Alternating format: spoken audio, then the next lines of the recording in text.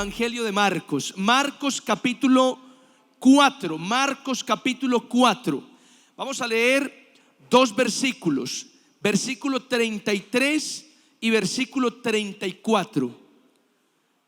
Amén. Marcos capítulo 4, versículo 33 y 34. Cuando están ahí todos me dicen amén. Marcos 4, verso 33 y 34. Muy bien, voy a leer despacio, fuerte y claro para todos ustedes. Amén. Dice así la palabra del Señor. Miren lo que dice.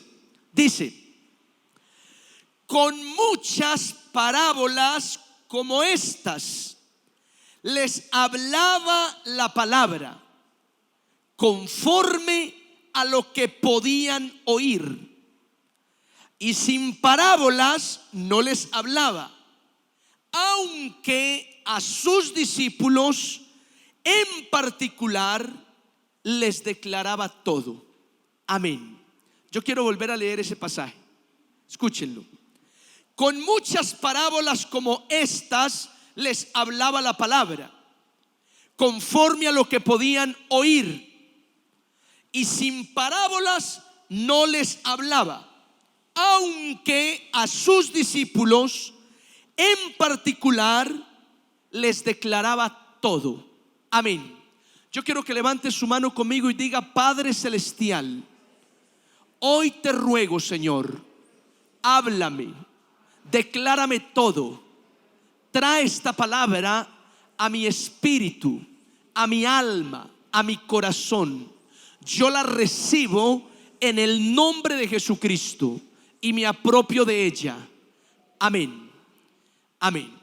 Muy bien, mis amados hermanos, a través de este pasaje que acabamos de leer, quiero compartir una enseñanza que he llamado grandes privilegios. ¿Cómo se llama la enseñanza de hoy? Se llama grandes privilegios. Y me gustaría dejar claro que la vida cristiana, bueno, hoy hay que decir la vida cristiana real. Hoy hay que aclarar eso, ¿sabían? La vida cristiana real está llena de adversidades. ¿Cuántos creen en eso? La vida cristiana real tiene muchas adversidades. El Salmo dice: muchas son las aflicciones del justo, pero de todas ellas lo librará el Señor. Amén o no. Ojo, aunque hay muchas adversidades, sepa una cosa: de todas esas adversidades lo va a librar el Señor. ¿Cuántos dicen amén a eso? Entonces, la vida cristiana está llena de adversidades. La vida cristiana está llena de aflicciones. La vida cristiana está llena de dificultades y de tribulaciones. Esa es la vida cristiana. Sin embargo, para que el panorama no quede tan oscuro, hay que decir esta noche que aunque la vida está llena, la vida cristiana está llena de tribulaciones, de adversidades, de aflicciones, mis amados, la vida cristiana también está llena de grandes privilegios. ¿Cuántos dicen amén a eso? De grandes privilegios. Mire el que está a su lado, dígale: usted tiene grandes privilegios. Amén. Esa, damas y caballeros, es la enseñanza de esta noche. Grandes privilegios. Y quiero que me escuchen lo siguiente. Mire, un pastor predicando declaró las siguientes palabras. Él dijo: Jesús no quiere tener admiradores, porque los admiradores son para los artistas. Jesús quiere tener gente que le siga de verdad. ¿Cuántos creen en eso? Evidentemente. Una cosa son los admiradores y otra cosa son los seguidores de verdad. En la Biblia encontramos admiradores de Jesús. Dice la Biblia en distintos pasajes que la gente se maravillaba de él. En otros versículos dice que la multitud estaba atónita con sus enseñanzas. Y en otros pasajes enseña la Escritura que la gente lo alababa por su doctrina. En otras palabras, en la Biblia encontramos admiradores de Jesús, pero no seguidores. Porque no crean, toda la gente que se reunía alrededor de Jesús no eran seguidores de Cristo, eran admiradores, eran oyentes. Porque cuando las cosas se ponían difíciles, muchos de esa multitud simplemente volvían a sus casas, se iban atrás, dejaban de seguir al Señor y punto. Decir que en la Biblia hay admiradores, pero también hay seguidores. Yo le pregunto, ¿cuál es usted? No me responda, porque lo cierto es que en la iglesia actual siguen habiendo admiradores de Jesús, no seguidores. Mira, esta noche aquí entre nosotros hay admiradores del Maestro y hay seguidores de Jesús. Los puedo ver, ese es mi tiro, ¿sí o no? Los puedo ver, los estoy viendo. Admiradores y seguidores. Aquí hay admiradores porque mire, hay gente que asiste a una iglesia agradecida por un milagro que el Señor les dio. Es decir, admiran a Jesús, reconocen a Jesús por ese milagro que les hizo, pero no quieren comprometerse, no quieren entregarse, no quieren rendir su vida a los pies del Señor.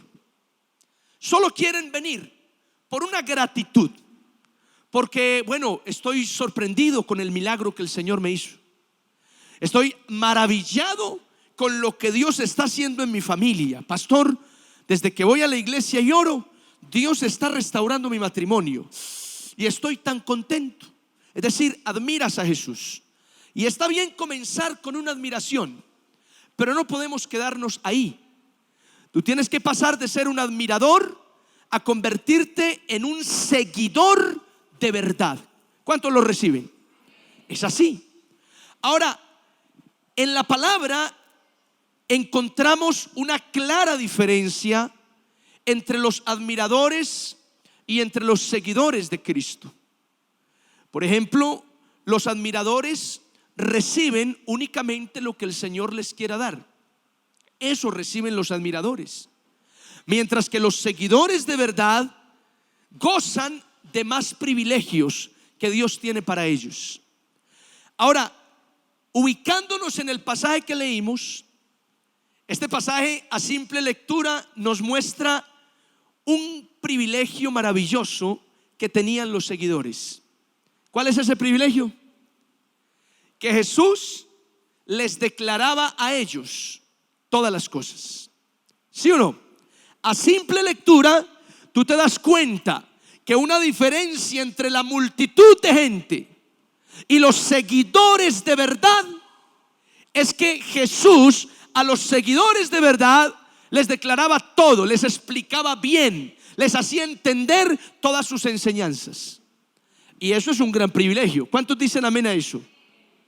Ahora, a simple lectura vemos ese privilegio, pero escudriñando un poco más estos dos versículos nos damos cuenta de que ahí existen más privilegios que tienen los creyentes, los seguidores de Cristo Jesús. Y para no hacer larga esta enseñanza, yo quiero concentrarme en tres aspectos que voy a resaltar de este pasaje. Esos tres aspectos básicamente son tres expresiones y yo quiero que tú las escuches. Mira, la primera expresión, sus discípulos. Digan conmigo, sus discípulos. La segunda expresión, en particular. Diga conmigo, en particular. Y la tercera expresión, les declaraba todo. Diga conmigo, les declaraba todo. Mira, en esas tres expresiones está el mensaje de hoy. Quiero que le prestes toda la atención porque aquí hay algo especial que el Señor quiere hablar a tu corazón esta noche. Ubícate conmigo. Sus discípulos, en particular, les declaraba todo. Mira, cada una de esas expresiones tiene algo muy importante que enseñarnos. Comencemos con la primera. Sus discípulos. ¿Qué es eso? ¿Qué es un discípulo? Mira que está a tu lado y pregúntale, ¿qué es ser discípulo? Pregúntale así, ¿qué es ser discípulo? Amén. ¿Qué es ser discípulo? Mire, Un discípulo literalmente es un aprendiz. Un discípulo es alguien que sigue, que defiende, que cumple las enseñanzas de un maestro. Dicho de otra manera, un discípulo de Jesús es alguien que está dispuesto a seguir a Cristo con todas las condiciones que hayan. Ese es un discípulo del Señor. Hasta aquí te pregunto, ¿eres discípulo del Señor? ¿Eres una discípula de Cristo? Pues mis amados, esa tiene que ser nuestra meta: convertirnos en discípulos del Señor. Si tu respuesta hoy es no, eso significa que en la iglesia no todos los creyentes son discípulos, son solo creyentes.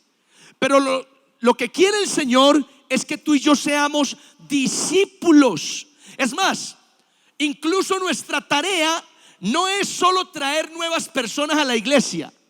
Nuestra verdadera tarea es hacer discípulos del maestro. ¿Cuántos dicen amén a eso? Discípulos. Ahora, según el maestro, para ser discípulo es necesario por lo menos, según Lucas, 3 cosas. Según Mateo, 2. Según Lucas, el que quiere ser discípulo de Jesús necesita: 1, aborrecer a su padre, madre, hijo, hija, hermano, hermana por causa de él. Entiéndase, aborrecer no es despreciar. Es en un sentido figurado. Lo que está diciendo el Señor es que nadie puede tener el primer lugar en tu corazón si quieres ser su discípulo. Que para ti es más importante tu novia que Cristo, no puedes ser discípulo del Señor. Para ti es primero el trabajo que los mandamientos del Señor, no puedes ser discípulo del Señor. Para ti lo primero son tus sueños personales que el maestro, no puede ser discípulo del Señor. Esa es una primera condición. Jesús dice: el que no aborrece padre o madre o hijo o hija o hermano o hermana por causa de mí, no puede ser mi discípulo. Así dice el Señor. ¿Y eso qué significa? En otras palabras, que tú tienes que darle el primer lugar de tu vida a Jesús para poder convertirte en un discípulo. ¿Cuántos dicen amén a esto? Oiga, darle el primer lugar al Señor, eso es una cosa bastante grande, bastante difícil, porque muchas veces el primer lugar de nuestro corazón lo ocupa la plata, lo ocupa otra persona o lo ocupa nuestros anhelos más íntimos. ¿Están conmigo? Y Jesús dice: mira, tienes que morir a eso. Dame el primer lugar y ya estás dando el paso para ser mi discípulo. En segundo lugar, según Lucas, para ser discípulo de Jesús, mis amados, hay que tomar la cruz y caminar. Digan conmigo: tomar la cruz. Yo siempre me he preguntado: ¿y para qué los creyentes tenemos que tomar la cruz? ¿Qué es tomar la cruz? Hay gente que cree que tomar la cruz es casarse. Pero cuando alguien se va a casar, ya va a tomar la cruz. No, el matrimonio no es una cruz. Es una tortura, pero no una cruz. No, mentira, es una broma. El matrimonio no es una cruz. Mis amados, la cruz es un símbolo de entrega. Es un símbolo de rendir nuestra vida a la voluntad del Señor. Se lo pongo de esta manera, mírame acá. ¿Para qué tomó Jesús la cruz? Respuesta: para morir en ella. ¿Y a qué murió Jesús en la cruz? En primer lugar, murió a su voluntad. En el huerto de Getsemaní Jesús dijo: no se haga mi voluntad sino la tuya. Así que Jesús tomó la cruz para morir en ella. Murió a su propia voluntad para hacer la voluntad del Padre. Cuando Jesús te dice que tomes la cruz, lo que te está invitando es a que mueras tú, a que muera tu humanidad, a que mueran tus deseos, a que mueran tus sueños, para que se dé lugar a la voluntad del Padre, a los sueños del Padre, a lo que quiere el Padre. Alguno escucha esto y dice: uy, no, no, no. No, yo eso no lo hago. Perfecto, no hay ningún problema. El Señor no te obliga, pero no calificas para ser discípulo del Señor. Porque el discípulo del Señor debe tomar la cruz, debe estar dispuesto a morir a su voluntad, a su vida entera, para hacer la voluntad de Dios. Alguien que diga amén a esto. En tercer lugar, dice Lucas que el que quiere ser discípulo del Señor, debe vender todo lo que tiene y darlo a los pobres. Este versículo se ha malinterpretado históricamente como la afirmación de que el Señor no quiere a los ricos, sino que el Señor quiere a pobres. Es una mala interpretación del pasaje. De hecho, no tengas miedo, porque aquí algunos ya están pensando: ¿será que me va a tocar salir a vender todas las cositas? No. Lo que el Señor enseña con vende todo lo que tienes y dalo a los pobres y tendrás tesoros en el cielo, es que tú y yo no debemos aferrarnos tanto a las cosas materiales. Las cosas materiales de esta vida no pueden ocupar un espacio tan grande en nuestro corazón, porque las cosas materiales, tú lo sabes, vienen y van, y nunca puedes llevar nada material al cielo. ¿Cuántos dicen amén a esto? ¿Lo notas? El cristiano tiene que ser desprendido. Pablo dice: si ustedes son cristianos, si han resucitado con Cristo, pongan la mira en las cosas de arriba y no en las de la tierra. Mira las condiciones para ser discípulo de Jesús. Recuérdalas conmigo. Darle el primer lugar. No puedo amar más a alguien que al Señor. Tomar la cruz, estar dispuesto a morir para seguir la voluntad del Padre. Desprenderme de lo terrenal, no aferrarme a nada de esta tierra, porque eso es lo que el Señor quiere. ¿Cuántos dicen amén a eso? Cuando Jesús dio esta enseñanza, algunos teólogos afirman que ese fue el peor mensaje de Jesús, que esa fue la peor predicación del Señor. ¿Por qué? Porque si Jesús quería ganar seguidores, lo que debió haber hecho, dicen los comentaristas jocosamente, es dar un mensaje dulce, un mensaje agradable, un mensaje que motive, que atrape. Pero esta clase de mensajes no atrapa a nadie. Con esta clase de mensajes Jesús no estaría agradando a las personas, porque no es agradable que te digan a ti: mira, tienes que amarme más a mí que a tu papá y a tu mamá. Se me metieron al rancho.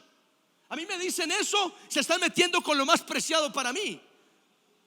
Imagínate que tú escuches al Señor y te digas: amas mucho a tu hijo, tienes que amarme más a mí que a tu hijo. Tú dices: ¿qué? Oigan, ¿se enloqueció o qué? Se me metió al rancho, se metió con lo más valioso para mí. El Señor te dice: sí. Entonces ese mensaje no era atractivo para la gente. Ese mensaje espantaba a las personas. Pero mira, así es el Señor. El Señor no le importaba con su verdad espantar a la gente. Es mejor que la gente sepa a qué atenerse y no que siga un montón de mentiras y después se lleve una sorpresa. ¿Me siguen? Entonces, ser discípulo del Señor es un gran privilegio, pero conlleva una gran responsabilidad, una gran entrega. ¿Cuántos dicen amén a eso? Ahora, ¿cuál es el privilegio de ser discípulo del Señor?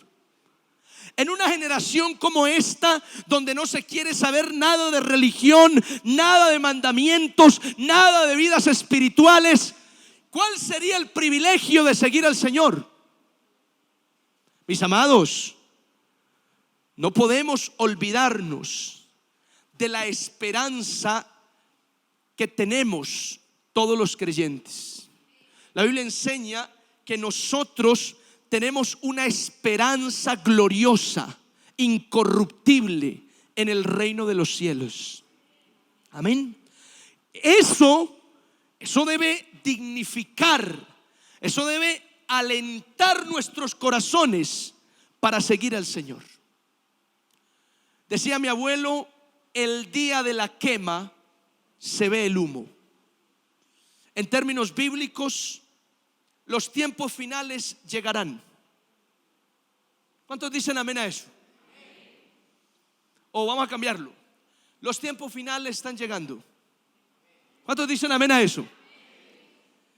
Y justo en esos momentos, tú y yo nos vamos a dar cuenta si sí era un privilegio, si sí valía la pena seguir a Cristo o no.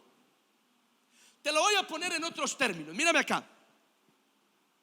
La Biblia dice que toda rodilla se doblará y toda lengua confesará que Jesucristo es el Rey de Reyes y el Señor de Señores.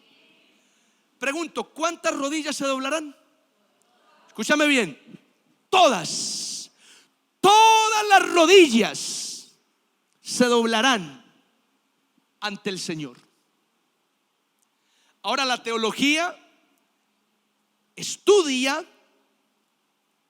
y afirma que unos doblarán sus rodillas antes de que el Señor venga y que otros doblarán sus rodillas cuando el Señor venga.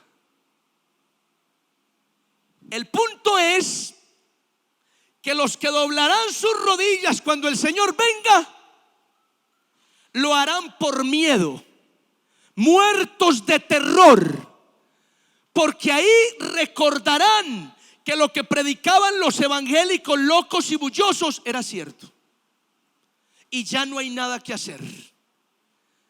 Y muertos de pavor doblarán sus rodillas y se atragantarán la lengua, viendo al Señor con poder y gloria en las nubes del cielo.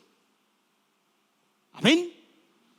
Ahora, los que doblamos nuestras rodillas antes de que Él regresara, los que desde ahora le reconocemos como Señor y Salvador y nos postramos delante de Él sin ningún problema, porque para ti y para mí no hay ningún problema rendirnos a Él, humillarnos, postrarnos, entregarnos, cantarle. ¿Cuántos dicen amén a eso?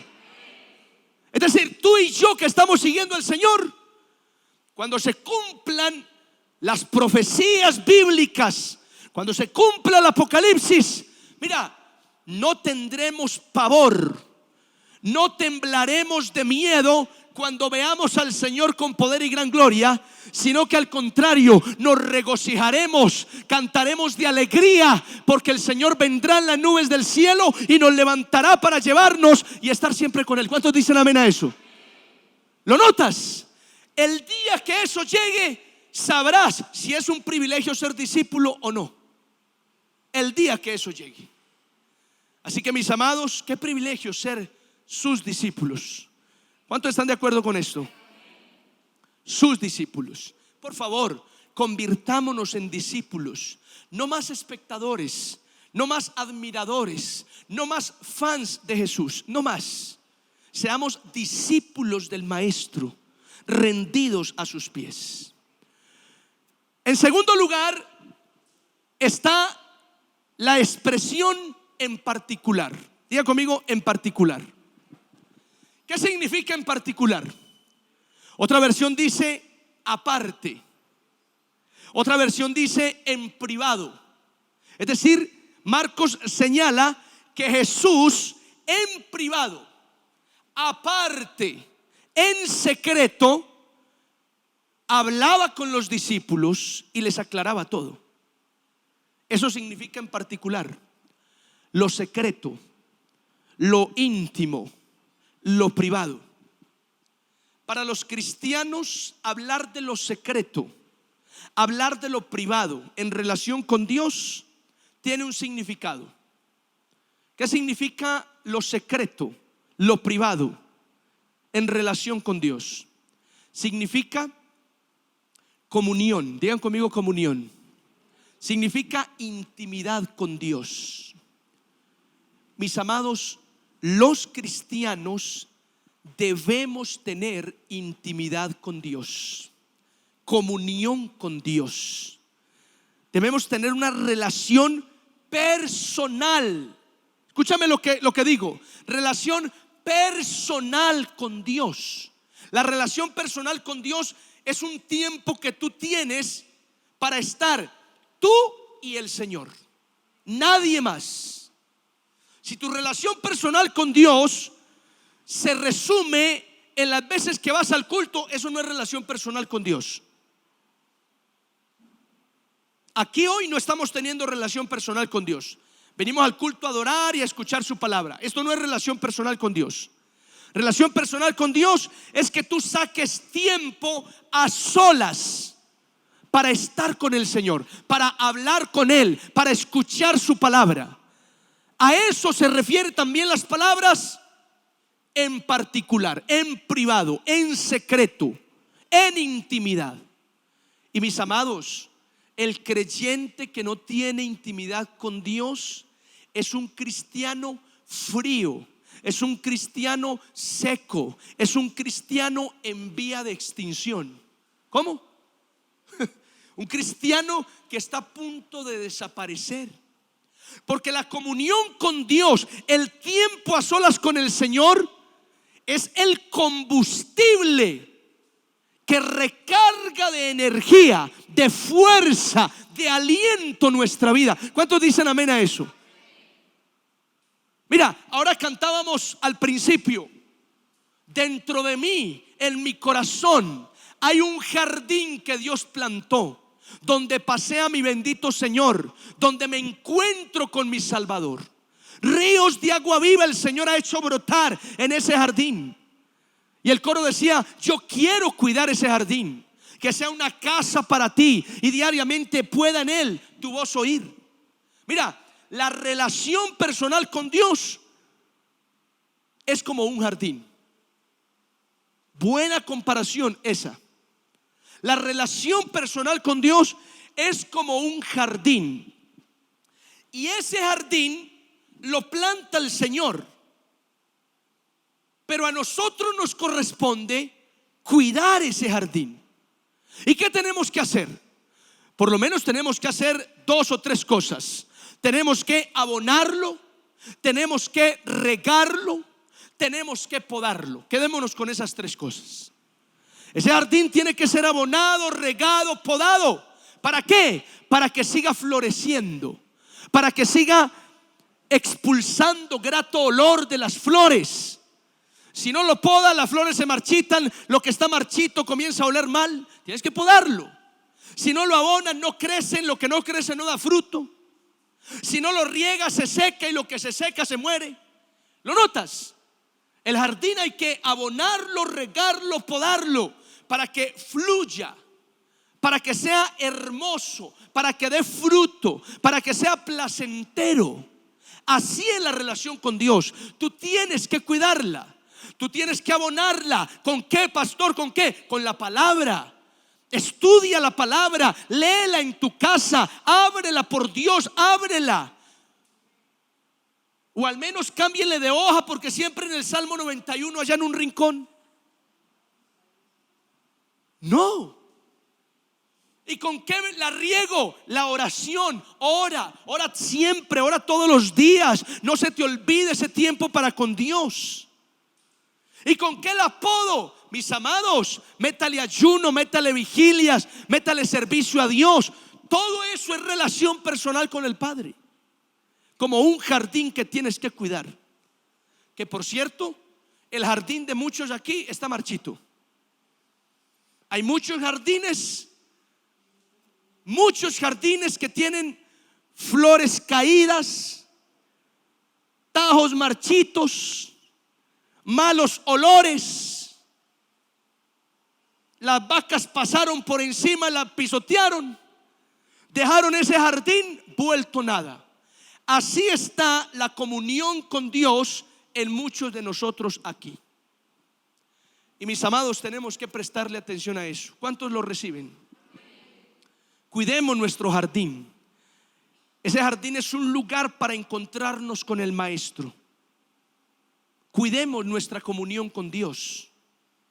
Dice la Biblia, en particular, el Señor se reunía con la gente, pero en particular, en privado, en secreto, tenía un encuentro con sus discípulos. Ese es otro gran privilegio. Mira, yo no sé si lo has entendido, Pero tú y yo tenemos el grande privilegio de encontrarnos a solas con el dueño del universo. ¿Cuántos dicen amén a eso? Tú vas a tu casa y te encierras en tu habitación. Allí te pones de rodilla y comienzas a orar. Y tal vez no lo has entendido, pero el dueño del universo, la inteligencia superior más grande que existe, el todopoderoso, para el cual no hay nada imposible, saca también un tiempo para escucharte.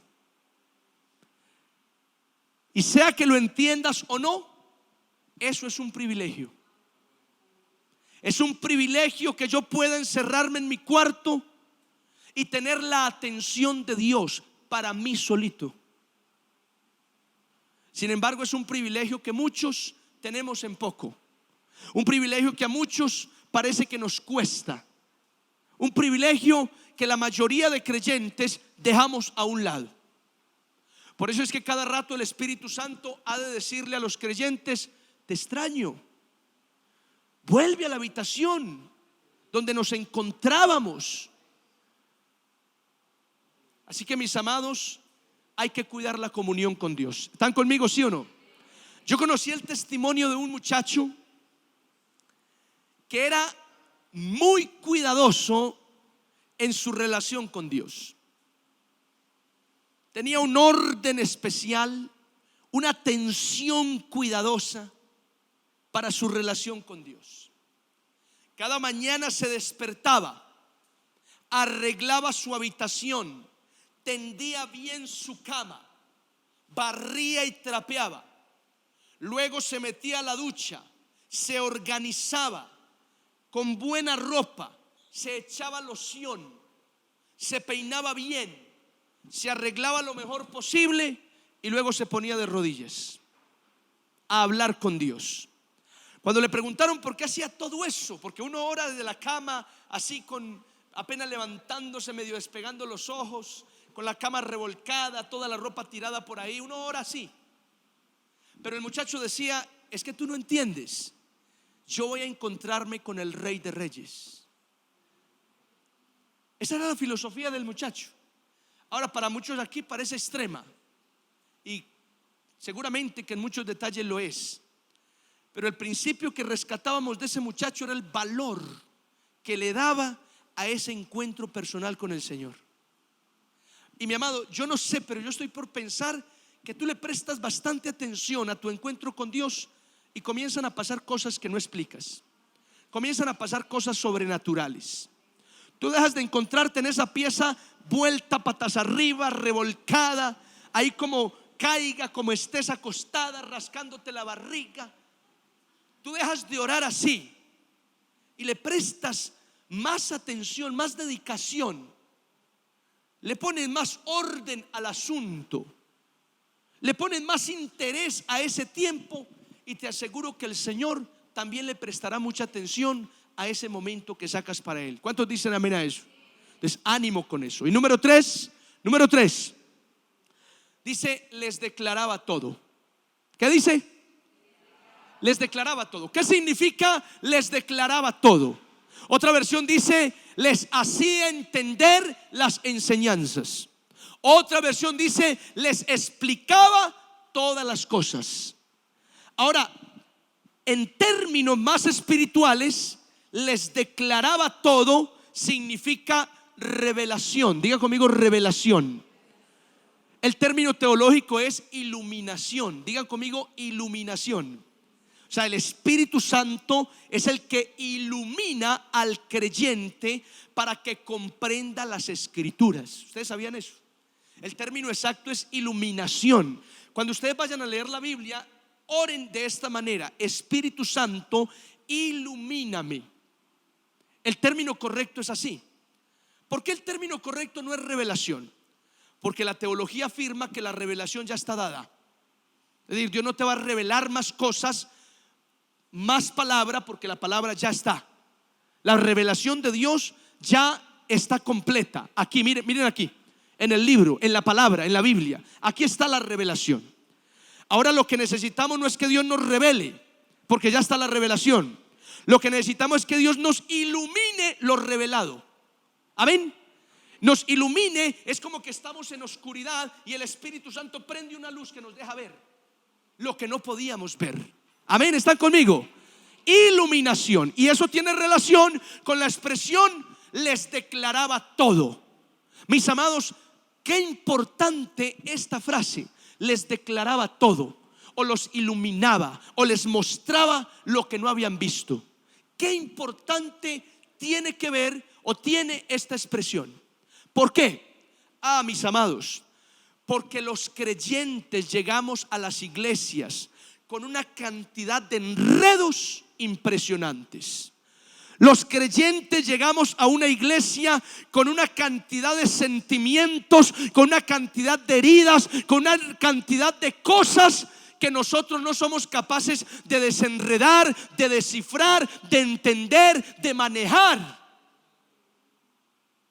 Y a mí me llama la atención que en la iglesia hay creyentes que están viviendo unas situaciones que ellos no comprenden.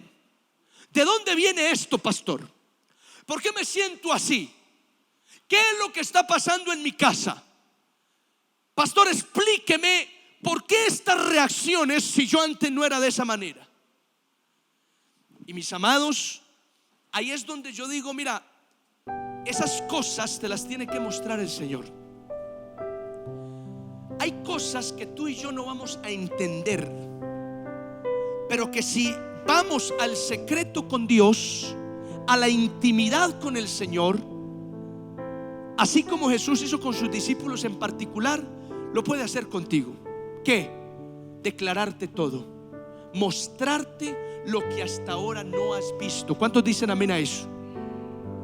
Dice la Biblia que engañoso es el corazón más que todas las cosas y perverso, ¿quién lo conocerá?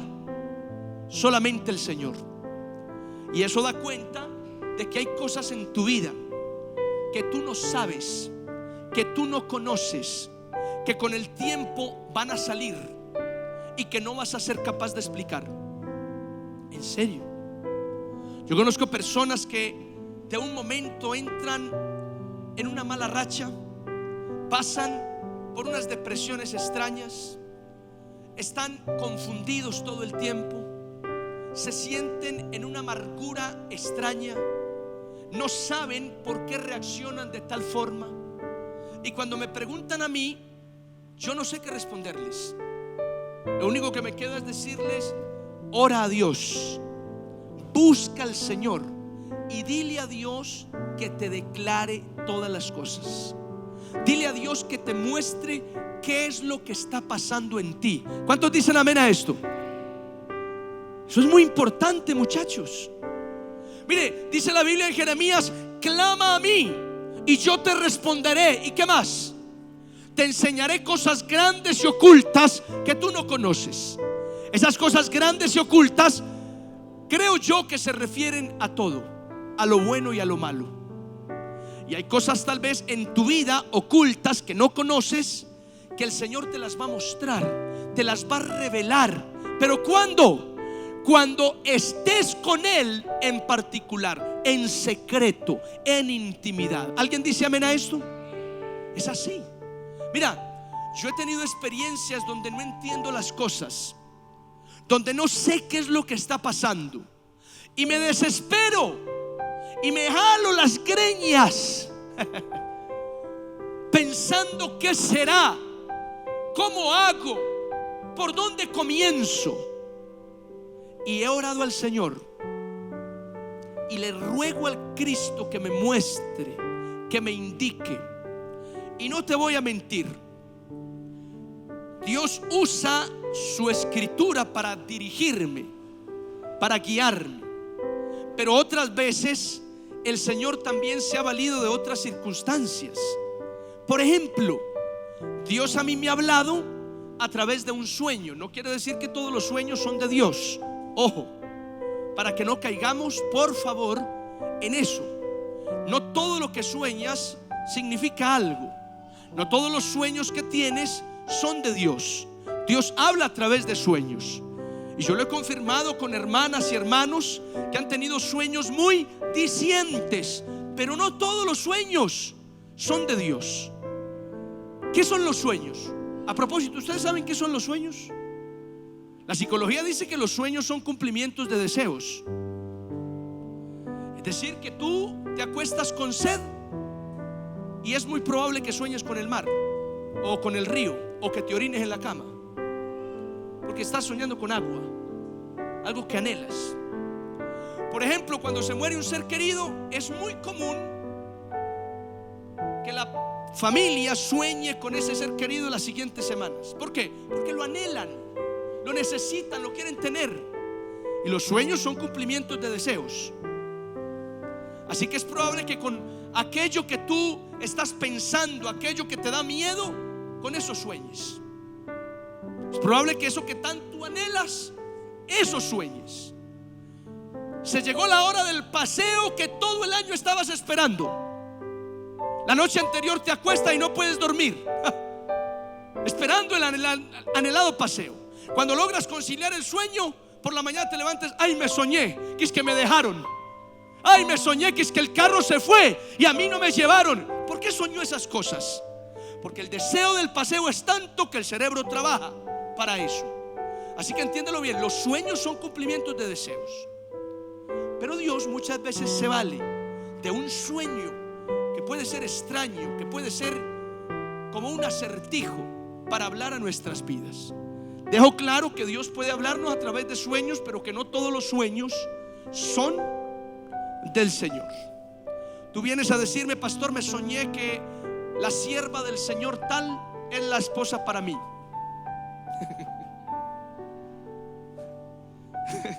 Y tú eres un gigoló, un chico que pica aquí, que pica allá, que pica acá. Mira, eso no es del Señor. Eso es tu deseo carnal, que no ves la hora de comprometerte con alguien. No metas al Señor en eso. Tu deseo simplemente te llevó a soñar con una sierva que tú idealizaste. Y así pasa con muchas cosas. O si es del Señor, deja que el Señor te lo confirme. Tú quédate quieto. Amén. Entonces, mis amados, hay que orar al Señor para que Dios nos declare todo, nos muestre, nos revele, nos enseñe. Amén. Si me preguntas cuáles son los privilegios de la vida cristiana, son demasiados. A través del pasaje que leímos hoy, encontramos no solo uno que se ve a simple vista, sino tres: ser discípulo, tener comunión con Dios y recibir revelación, iluminación de parte de Dios. Que Dios nos muestre todas las cosas, que Él nos enseñe lo que está pasando con nuestra vida. Amén. Quiero que inclines tu rostro donde estás, cierra tus ojos y oremos al Señor. Vamos a orarle al Señor. Padre, te damos gracias en el nombre poderoso de Jesús.